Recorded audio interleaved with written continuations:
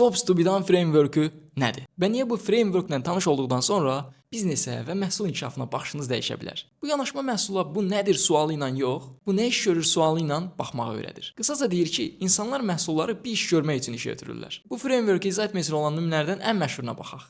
Bir gün McDonald's bu framework-u ortaya qoyan adama müraciət edir və deyir: "Milkshake satışlarımızı artırmaq istəyirik. Araşdır." Klassik yanaşma nə deyərdi? Daha şirin olsun, daha qatı mı olsun, dadını mı dəyişək, fərqli dadlar mı gətirək? Amma Jobs to be done yanaşması fərqlidir. Qəhrəmanımız insanlardan soruşur: "Hansı işi görmək üçün milkshake işə götürürsüz? Əgər milkshake olmasaydı nə işə götürərdiniz? Bu məhsulu alanda nəyə nail olmaq istəyirdiniz?" Və nəticə olaraq maraqlı bir şey ortaya çıxır. Sən demə, milkshake'in rəqibi Starbucks qəhvələri və ya başqa içkilər deyilmiş. Milkshake'in əsas rəqibi atışdırmalıqlar imiş. Çünki insanların böyük əksəriyyəti milkshake'i səhərlər uzun yol gedəndə alırmış. Uzaq məsafədən şəhərə maşınla gələn insanlar yol boyu tez bitməyən, vaxt öldürən, doyurucu bir şey istəyirmiş. Yəni milkshake nə iş görürmüş? Yol yoldaşı olurmuş. Və McDonald's milkshake'i daha dadlı edək yox, milkshake'i bu işi görmək üçün necə daha yaxşı dizayn edək fikirləşir. Nəticədə qatılığını artırırlar, tez bitməsin və elə formada dizayn edirlər ki, içməsi rahat olsun. Çünki onlar məhsulun nə olduğuna yox, məhsulun nə iş görməsinə fokuslanırlar. Siz də öz məhsulunuzda, biznesinizdə bu sualı verə bilərsiniz. Mənim məhsulum nədir yox, mənim məhsulum nə iş görür? İnsanlar mənim məhsulumu nə iş görmək üçün işə götürür? Və nəticədə bəlkə də heç məhsulunuza rəqib olmadığını düşündüyünüz şeylərin